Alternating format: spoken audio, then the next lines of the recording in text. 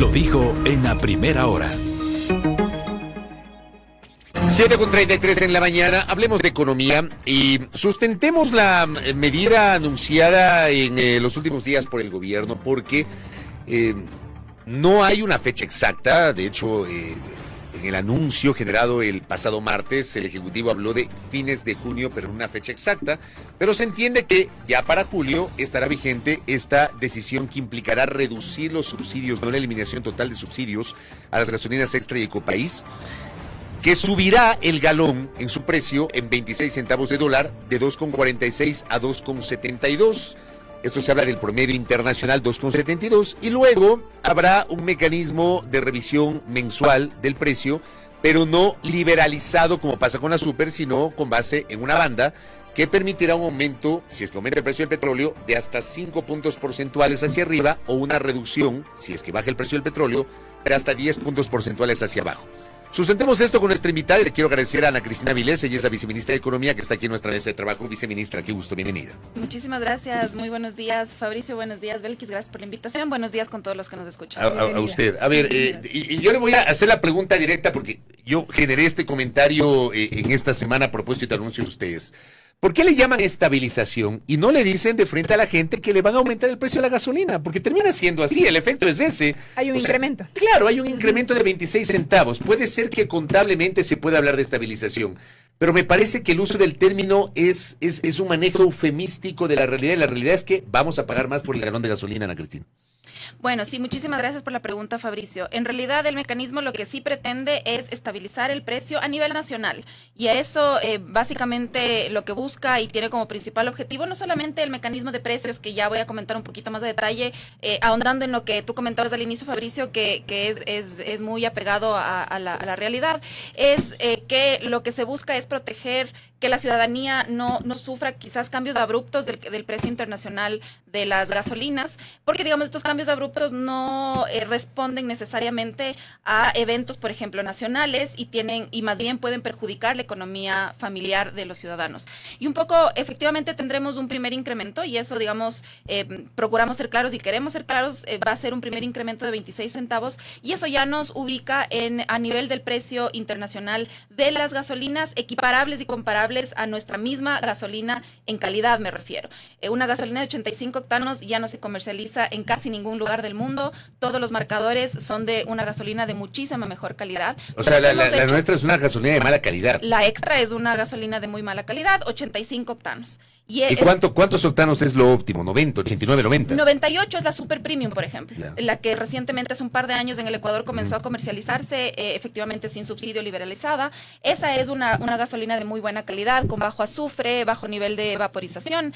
Entonces, un poco lo que hemos hecho es ser lo más justos posibles en que el incremento no sea los marcadores internacionales en general de las naftas, sino que esa nafta sea comparable en el mismo nivel de calidad. Y esos son los 26 centavos de incremento. Nos ubican en el precio internacional, y ahí sí se establece una banda, y esa banda lo que pretende es poner un techo a los incrementos que podamos tener desmedidos, si se le quiere decir desmedidos, a todo lo que supere el 5% de incremento. Un 5% de incremento, por ejemplo, puede estar entre los 10, 15 centavos, dependiendo del nivel del precio del WTI del mes anterior, y eso es quizás un criterio un poco más llevadero, si se quiere, para una economía familiar. Pero ahí yo quisiera hacer una precisión, si me permite, claro, viceministra. Cuando usted dice este es un primer incremento, ¿esto entonces significa que habrá incrementos graduales en el tiempo, mes a mes, cada trimestre, qué sé yo? Porque eso es lo que le interesa saber al ciudadano. Hoy me incrementan 26 centavos y quiere decir que el próximo mes habrá otro incremento adicional, y así sucesivamente con el paso del tiempo. No, y en realidad el mecanismo lo que permite es que el precio de las gasolinas en el Ecuador pueda bajar, y pueda bajar inclusive en una mayor medida que lo que podría subir. Y aquí, digamos, pongamos un ejemplo con las proyecciones que tenemos del precio de los combustibles a nivel internacional, y que no realiza el Ministerio de Economía y Finanzas o una agencia estatal. Nosotros hemos cerrado las proyecciones con un precio del barril del petróleo de $82,86. Inclusive para cierre de este año se prevé un precio menor, que lo que va a atender es que el precio de las gasolinas baje también en el país, e inclusive durante el año 2025 el precio va a estar alrededor de los 75, 72 dólares. Por tanto, lo que se prevé, sin ningún shock externo al precio de la gasolina, del barril del petróleo, Sin es contar en que el eso puede 2025, ocurrir, claro. sin contar que eso puede ocurrir, es que en el 2025 el precio de la extra en el Ecuador vaya a bajar. Y ahí, digamos, la idea de poder poner un techo es que nunca se sabe, mañana puede existir algún conflicto en el Medio Oriente, inclusive en un encrudecimiento de la guerra Rusia-Ucrania, por ejemplo, y lo que puede generar es que el precio del WTI se incremente. Un ejemplo muy breve, si es que ese incremento es del 50% por una guerra en el Medio Oriente, digamos.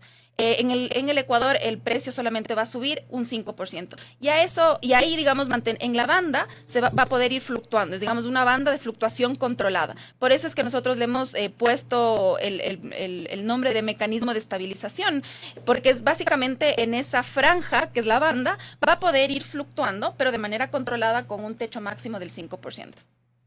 Pero podría llegar, por ejemplo, y eso alguien luego del anuncio de ustedes lo advertía, podrían llegar al siguiente mes, dependiendo del comportamiento internacional del precio, a 2,80, por ejemplo, el galón, o un poco más. ¿Hay esa posibilidad? Bueno, eso depende del precio del barril del petróleo. 2,80 es bastante improbable, digamos, porque el incremento a partir del 2,72, que va a ser ya el precio de referencia para cualquier incremento en el mes subsiguiente, serán de 13 centavos. Entonces, quizás en un escenario máximo, si es que el precio de los combustibles sube por sobre el 5%, que no está previsto, ojo, está previsto que suba alrededor del 2% el precio de los combustibles en el mes de agosto, pues ese incremento va a ser justamente el 2%. Entonces, no se tiene previsto que sobrepase la barrera de los $3 como máximo en este año, pero nuevamente, estas son proyecciones, hay que ir midiendo mes a mes. En la metodología que dicho sea de paso, quiero comentar, esto ha sido un mecanismo que ha sido diseñado de manera muy minuciosa y quirúrgica por parte del Estado. Desde hace más de 6 meses estamos haciendo prueba y error de cuál es ese mejor mecanismo que, primero, no permitiría que las familias ecuatorianas se perjudiquen por un incremento desmedido del precio internacional de los combustibles, pero que además también venga acompañado por un mecanismo de protección social que también pueda acompañar a las familias en todo esto. Ya le vamos a preguntar sobre ese mecanismo de protección social, pero por ejemplo acá le envío un abrazo al académico Pablo Araujo. Pregunta si el precio de la gasolina extra podría bajar a menos del precio actual en cambio. Hoy tenemos 2,46, va a subir a 2,72, pero ¿puede bajar aún más o no? Sí, dentro de la proyección. Puede bajar aún más dentro de la proyección, inclusive en el corto plazo. Nosotros tenemos las proyecciones hasta junio del 2025 y tenemos previsto un precio de los combustibles ligeramente menor con el que vamos a empezar. O sea, ligeramente menor a 2,72. Así es. Y eso respondiendo a las fluctuaciones o al ritmo del precio de los combustibles a nivel internacional. Lo que nos establece es que el próximo año, en el 2025, el precio de los combustibles va a estar alrededor de los del WTI, entre el 75 y 72 dólares. Entonces, eso nos denota y es menor al precio que tenemos actualmente. Actualmente nosotros fijamos todo este mecanismo con 82 dólares. Entonces, el próximo año tendremos efectivamente una tendencia a la baja en el precio. Según lo proyectado y sin considerar estos factores extremos, digámoslo así, ¿hasta cuánto puede llegar a costar el galón de gasolina en el país? Bueno, ahí es superior a los $3, $3.50, $3.60. ¿De cuánto se proyecta aproximadamente? Yo mencionaba hace un momentito, nuestras proyecciones con las proyecciones del precio del barril del petróleo están, no superan la barrera de los $3. Ahí un poco creo que es súper importante comentar también un elemento de la metodología, y es que el precio de referencia que nosotros vamos primero a converger con este salto inicial y luego sobre el cual nos vamos a mover en esta banda de fluctuación es el precio de la gasolina a nivel internacional, no es el precio con el que produce Petroecuador y vende al mercado nacional. Y ahí tenemos una diferencia de hasta 30 centavos por galón, no es menor, y por eso traigo a colación esto, porque Petroecuador ya lo ha publicado oficialmente justamente el mes anterior en su publicación de los precios de los combustibles. Ellos calculan que el subsidio a la gasolina extra es entre 25 y 30 centavos mayor al que nosotros hemos determinado de los 26 centavos. Y el objetivo que hemos previsto como gobierno es ser lo más justos posible, no pasar al usuario y al consumidor de combustibles a nivel nacional, al ciudadano, el costo de las ineficiencias de la empresa pública, sino más bien que se pague lo que internacionalmente cuesta. Eso implica que efectivamente exista un subsidio mientras Petroecuador puede reducir sus ineficiencias, pero además también si es que se mantiene un precio internacional muy alto, por sobre el 5% de incremento, también va a haber un subsidio que lo va a soportar el Estado para no transmitir a las familias. Pero ustedes no ven ecuatorianas. que con este incremento de 26 centavos, que le llaman estabilización del precio de los combustibles, y usted confirma que efectivamente no se trata de una eliminación total, sino una reducción del subsidio, porque todavía hay un valor que está siendo subsidiado por el Estado, ¿ustedes no consideran que igual, aunque más allá de esa explicación va a haber un efecto directo en la economía de las familias? O sea, se ha hablado de compensaciones para ciertos sectores de la transportación, para tricimotos, para mototaxis, para taxis y para transporte mixto. Se habla que utilizan gasolinas extra y Ecopaís, pero al final, y esto es histórico, cuando sube el precio de los combustibles, sube todo. ¿Ustedes no consideran que va a pasar eso? Bueno, ahí hay matices también dentro del análisis, porque en este momento estamos abordando el subsidio de la gasolina extra y Ecopaís. Y sobre esa premisa empezamos. No estamos considerando, y ahí el presidente, el gobierno ha sido muy tajante en determinar que el diésel y el GLP de uso doméstico no se aborda, no se va a tocar. Y esos tiene primero una razón en términos de la distribución equitativa del subsidio. El subsidio a la gasolina extra es el más inequitativo y ineficiente, y tenemos las cifras que hemos ido comentando. El 53% del subsidio se destina al 20% de la población más rica y solamente el 5% del subsidio beneficia a la población más pobre. Ahora, los otros dos subsidios, tanto el diésel como el GLP de uso doméstico, tienen otros matices de distribución equitativa, y eso no estamos abordando por el momento. Entonces, partiendo de la premisa que estamos con la gasolina extra, hemos hecho un mapeo de, bueno, ¿cuáles son entonces estos mecanismos de transmisión a una economía familiar o al ciudadano en términos del precio? Lo principal es el transporte, por supuesto, pero es el transporte exclusivamente que utiliza esta gasolina. Y es el transporte, entonces, urbano en el marco de los taxis, rural en el marco de las camionetas comunitarias para personas y mercadería, y tricimotos para el traslado de personas en la costa. Y son estas tres modalidades de transporte que, si bien no son públicos, pero son bastante más masivos que, digamos, el transporte particular. Pero yo entiendo que, por ejemplo, en el mecanismo de compensación que han anunciado, y hablando, por ejemplo, de las camionetas de transporte mixto, porque yo lo explicaba el otro día, que evidentemente aquellas camionetas más pequeñas que ingresan al campo a transportar los productos para los mercados. Voy a poner un ejemplo, yo soy tungurahuense. La camioneta que llega a Quero, que llega a Patate, coge los productos de primera necesidad, las legumbres, y las lleva al mercado mayorista de Ambato, y ahí se genera esa distribución. Sí, esas camionetas seguramente serán materia de esa compensación que han anunciado. Pero ¿quién garantiza que, aunque se dé la compensación, el transportista no diga, bueno, subiré el precio de la gasolina y por ende voy a encarecer el flete? ¿No hay el riesgo de que esto se pueda de alguna manera disparar más allá de la compensación, viceministra? Y eso es algo que a nosotros nos ha preocupado mucho desde el inicio, y por eso hemos previsto este mecanismo y hemos diseñado el mecanismo para que se mitiguen esos riesgos de inicio. Y la primera acción para mitigar el potencial incremento en una tarifa de los fletes o de las tarifas en general de estas tres modalidades de transporte fue generar una compensación a estos transportistas, pero no solamente quedarnos ahí, quedarnos en un consenso, no solamente con sus gremios, digamos, de sus cabezas, sino también con sus bases, para que efectivamente se entienda que esta compensación va a mitigar un posible efecto de tarifa, que no queremos que eso suceda. Y es por eso entonces que el diseño del mecanismo tiene esa esencia. Y dada la esencia, Fabricio, la idea es que, digamos, un criterio principal de la metodología es que si es que se identifica un incremento de tarifa, que sería entonces meramente especulativo, la compensación se retira. Y ahí, digamos, también hay especificidades. Por ejemplo, la tarifa de los taxis es establecida a nivel de GATS, claro. Es una tarifa básica. Si es que se identifica que un GAD genera una modificación de tarifa, todos los taxis de ese GAD tendrán que retirar. Se pierde la compensación. Lo mismo va a ser, pero con un esquema de control más generalizado y más específico, con camionetas comunitarias y tricimotos. Evidencia. ¿Quién va a hacer ese control? Sí, justamente, y ahí, si me permite, Fabricio, porque tenemos una importante interacción de la audiencia a propósito de esto que preguntabas. Nos dicen cómo van a manejar justamente la especulación para cuando cuando el precio baje, así como dicen que va a bajar. Sí, ahí un poco tenemos el aparataje inicialmente del organismo competente en tránsito, que es el EMETOP, por un lado, para todos los estudios, acompañados de la ANT. La ANT es del brazo ejecutor, pero además no solamente el ejecutor, es la Agencia de Regulación y Control en materia de transporte. Y ahí, digamos, desde hace un par de semanas, así como se han iniciado los diálogos, la Agencia Nacional de Tránsito empezó también las discusiones con los distintos gobiernos autónomos descentralizados y sus propias provinciales para generar los mecanismos de control, difusión de que este control especulativo se va a dar.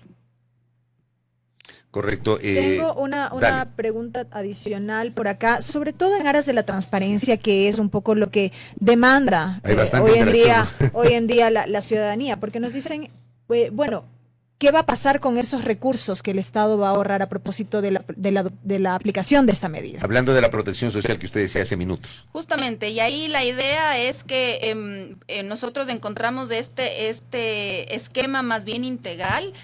No solamente nos interesa generar un efecto de corrección o una distorsión como es el subsidio al combustible más inequitativo, sino que además esto vaya de la mano de redirigir y focalizar los esfuerzos estatales, cualquiera que este sea, para mitigar cualquier, digamos, efecto en la población más pobre. Y es entonces que ahí encontramos esta solución o esta mezcla entre, bueno, se puede generar un ingreso extra al Estado por parte de una focalización a los subsidios, pero eso entonces tiene que ser contra una contraprestación a los más vulnerables. Y a los más vulnerables me refiero también a la clase media que se movilice en estas modalidades de transporte. Entonces, el primer componente de la compensación es mitigar o proteger la tarifa a través de esta compensación a estas tres modalidades de transporte, porque ya lo explicamos brevemente, pero no se queda ahí, se queda más bien también en un enfoque más de protección social a los más vulnerables. ¿Y quiénes son los más vulnerables? De eso el gobierno y el Estado en general desde hace muchísimos años, desde el 2000 que se creó el Bono de Desarrollo Humano y todas sus derivaciones, tiene un esquema institucional en el Ministerio de Inclusión Económica y Social muy claro en términos de calificación de la gente pobre y extremo pobre. Y en ese marco, digamos, se va a generar una ampliación de cobertura de aquellas personas que ya están calificadas y están calificadas desde hace meses. Ya tienen todo ese plan.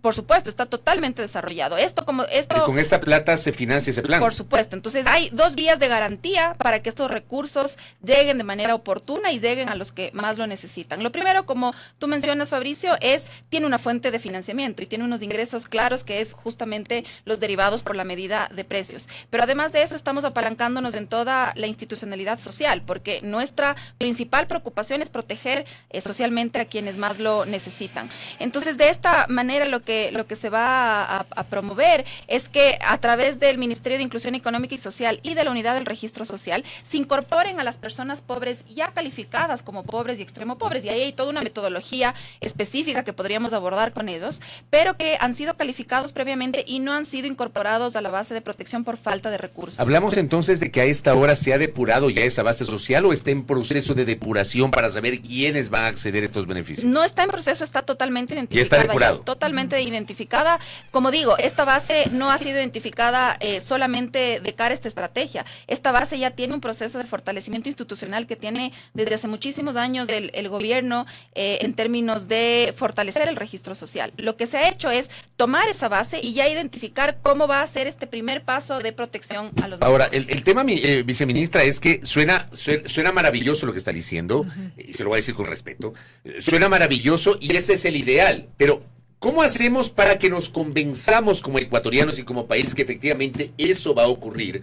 Cuando en enero se presentó el proyecto de ley para enfrentar el conflicto armado, la crisis social y económica, que significó el aumento del IVA, con el argumento de que esos recursos iban a servir para el combate a la inseguridad. Y no necesariamente ocurrió, o al menos no lo sentimos de esa manera. Claro, porque además, a la vuelta de la esquina, una ministra de Estado habló hasta de la necesidad de donaciones para poder armar a la policía. Entonces, ¿cómo compramos ese argumento, viceministro? Es justamente apalancándonos en la estructura institucional que yo comentaba, y esto tiene principalmente un matiz social. Inclusive la propia focalización del subsidio a la gasolina, como yo comentaba, tiene un enfoque de identificar cuál es este combustible más inequitativo y más bien redirigir esos recursos a quienes más lo necesitan. Entonces, si bien, digamos, este combustible que quisiera mencionar más adelante tiene un componente también de seguridad que sí lo hemos visto y nos hemos alarmado un poco, si se quiere, por las cifras alrededor de eso, pero esto es meramente una decisión social. Y aquí la idea, como yo decía, tenemos 2 vías de garantía para asegurar que estos recursos lleguen a quienes más lo necesitan y lleguen de manera oportuna, porque sabemos la preocupación y no podemos no ver, digamos, la preocupación en términos de la oportunidad de los recursos. El Estado recibió atrasos a diciembre, pues cerró su nivel de atrasos más de 4.500 millones.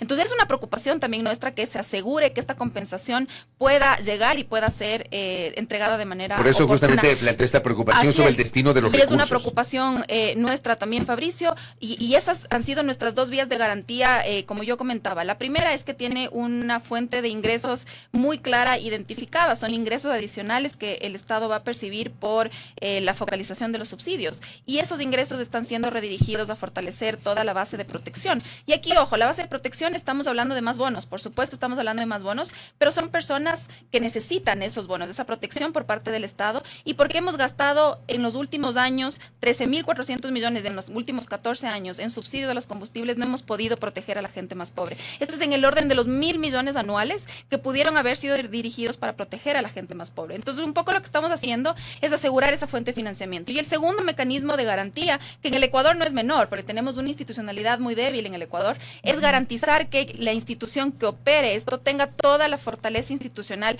y la base y brazo operativo para que esto se dé. Si vemos la entrega de transferencias monetarias en el país, estas son entregadas de manera puntual, exacta, no tenemos ningún registro de atrasos en entrega de bonos. Existen 11 transferencias monetarias, 11 bonos que tiene el Estado. El bono de desarrollo humano quizás es el más fuerte y el más visible, pero tenemos a personas con discapacidad, tercera edad, madres todos esos están al día. Todos esos están al día. Pero, por ejemplo, ¿qué pasa con la devolución de IVA a los adultos mayores que no están al día en eso? Y yo en este espacio con Belkis hemos recibido un montón de referencias de que no están al día en la devolución de IVA a los adultos mayores. Y no tienen respuesta. Sí, existen varios otros elementos que nos preocupan. Efectivamente, como yo decía, tenemos a diciembre más de 4.500 millones de atrasos. Entre esos está justamente la devolución de ciertos impuestos, y es ahí uno de los elementos de preocupación, justamente para que en el diseño nos podamos apalancar más bien en la infraestructura social de entrega de servicios sociales para que esto se entregue de manera oportuna y en el momento en el que se necesita. Lo último de mi parte, viceministra, nos dicen por acá,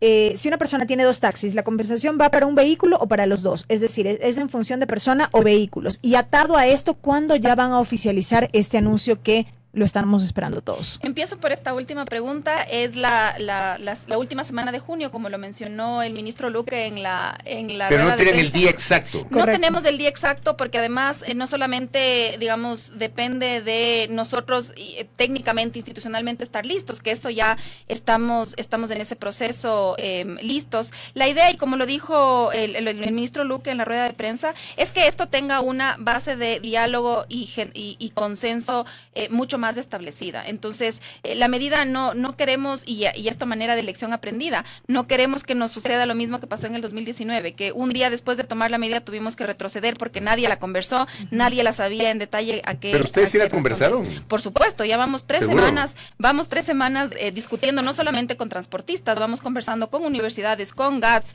con gobernadores a nivel nacional. ¿Y con los indígenas? Y con los indígenas también se abrió, por supuesto. Ahora, ¿con la CONAIE conversaron? Eso tendríamos que revisarlo justamente con el Ministerio de Gobierno, pero con muchas divisiones de la comunidad indígena se ha conversado esto. Por supuesto, es un tema sensible y llegar a consensos quizás con todos esos grupos es un tema relativamente más complejo. Lo que le planteé rapidito, lo de los taxis. Bueno, la compensación está pensada para que sea a nivel de vehículo y justamente la idea es precautelar que ese vehículo, no la persona, ese vehículo no transmita a tarifa el incremento al nivel de precios. Viceministra, gracias por el tiempo. Muchísimas gracias. Entrevista. Le quiero agradecer y espero que nos vuelva a visitar porque evidentemente se quedan un montón de preguntas en el tintero. Ana Cristina Vilés ha estado con nosotros, viceministra de Economía, aquí en A Primera Hora. Primera Plana. Todas las noticias, todas las voces.